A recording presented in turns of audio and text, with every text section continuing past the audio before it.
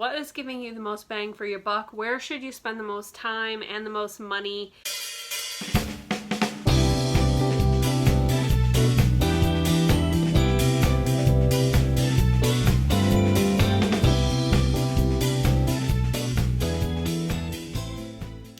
Hi Foxes, and welcome back to my channel. Thank you so much for joining me today. My name is Brittany. I am also known as SHOPFOXBURROW on Poshmark, Instagram, and Etsy.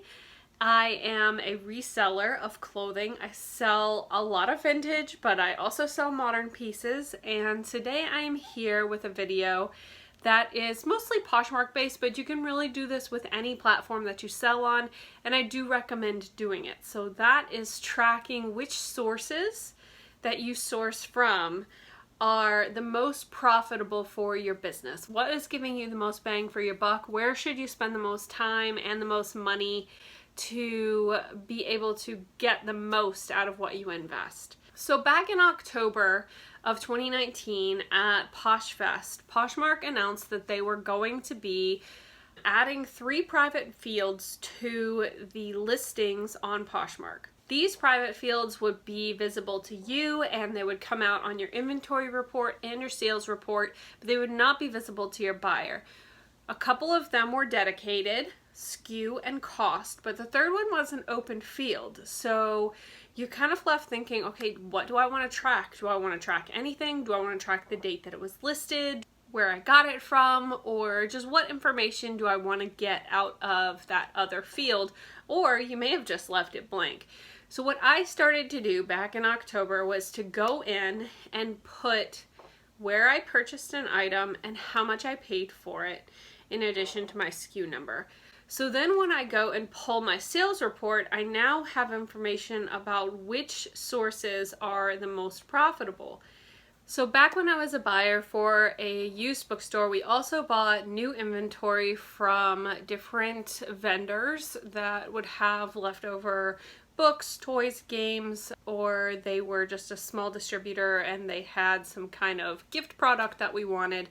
And what we would do is we would track individually whether or not working with those brands and those companies was working out well for us. Then say we had $5,000 to invest, we would go to the vendor that was more profitable first and see what we could find there. So it's the same sort of concept with thrift stores. And while you may argue, well, these are used clothes, you could find anything anywhere, you're gonna see patterns emerge at different locations and different stores based on the clientele, who's dropping off products, and you're gonna find trends on whether or not this location or that location is better for you. So what I ended up doing was to track a few different places that I get my inventory, and then over the course of from October to June of this year, just see what sold since I started entering that tracking information in, if I knew how much I paid and where I got pieces, because I was working through a lot of backlog. I went through my sales report and created a sheet, and I'm going to go through that with you today, and then I'm also going to talk about, so let's just start out with the biggest and best one, and that is the Goodwill bins. So I actually live around 7 minutes from the Goodwill bins, and I have a tendency to pop in there pretty often throughout the week whenever I have time. I don't mind taking my kids with me. Obviously, since we have been shut down since March, I've not been, and now there are a lot of rules in place, so I'm not going to the bins. But prior to that, it was a major sourcing location for me, and it's a great place to find vintage. So my total number of items sold from the Goodwill bins was 165. Of those, only 8 of them sold above $40, but I had $3,782 in gross sales from the Goodwill bins, and that translated into about $950 in net sales. So that's after shipping discounts, after Poshmark's fee. That's what was deposited, and that's only through Poshmark. That doesn't include the pieces that I sold through Etsy or other platforms. My average ASP, so the average sale price for the Goodwill bins, was $23. And for all of the inventory that I sold, it cost me approximately $124. So to convert $124 into $2,950 is quite a jump. And that made my total profit about $2,800. So the Goodwill bins is a really great place for me to find inventory. Ours are $1.29 per pound. I will absolutely continue to shop there once things get a little bit back to normal, but I know that between going to, say, Savers or going to the Goodwill bins, I am definitely getting more bang for my buck going to the Goodwill bins, so I know how to spend my time a little bit smarter. Another high profitability area for me was estate sales. So I was only able to go to a few estate sales between that time period, and I sold 25 pieces, and 5 of them were above $40 on Poshmark. I know I sold a few on Etsy. It was $908 in gross sales, and then after my cost of goods and fees and everything, it was $672.51 in my pocket for just 25 items. So my average sale price for estate sales was $36 net profit in my pocket. So that is awesome and definitely makes me want to continue to look at estate sales and see what I can find. I will say with this next one, I don't shop at the Goodwill stores a ton because my stores around here, I don't tend to find a lot of really good stuff. So I mostly shop at the Goodwill outlet because I've always felt like the more profitable place to go sourcing is the outlet. So given the time, I would rather go there. But I did have 7 things sell from the Goodwill stores. That was $202, and my net profit was $120. My average sale price from that location was $28, so not bad. When I'm picking and choosing what I like from the Goodwill stores, I was still able to make about $28. Now the next one I think might blow your mind. I have a very extensive collection of clothing, and I've changed sizes through my pregnancy. I've had a lot of Anthropologie and ModCloth pieces, and then just some basics and other stuff that, you know, it's just cool that I've collected. It's very aesthetic. I took the time to list a lot of that stuff in my Poshmark closet as I've been cleaning out my closet. Unless it has some major flaws where I just don't think it's worth listing, it is free inventory, and I liked it enough to wear it, so I thought that I would list it in my Poshmark closet since that is a reflection of me. And I did sell 75 pieces, $2,011 gross from my own closet. That is crazy. I sold 75 pieces, and the average ASP was $26.82. And I made $1,540 after all the fees and, you know, whatever costs I was able to track out of my own closet, $1,500. So that is awesome. I will absolutely continue to source my closet. Aside from the Goodwill bins, it's one of the most profitable spots for me. So yeah, I'm definitely excited to keep purging down what I have and listing all of that free inventory because I already own it and I've already worn it, and so I'm gonna sell it.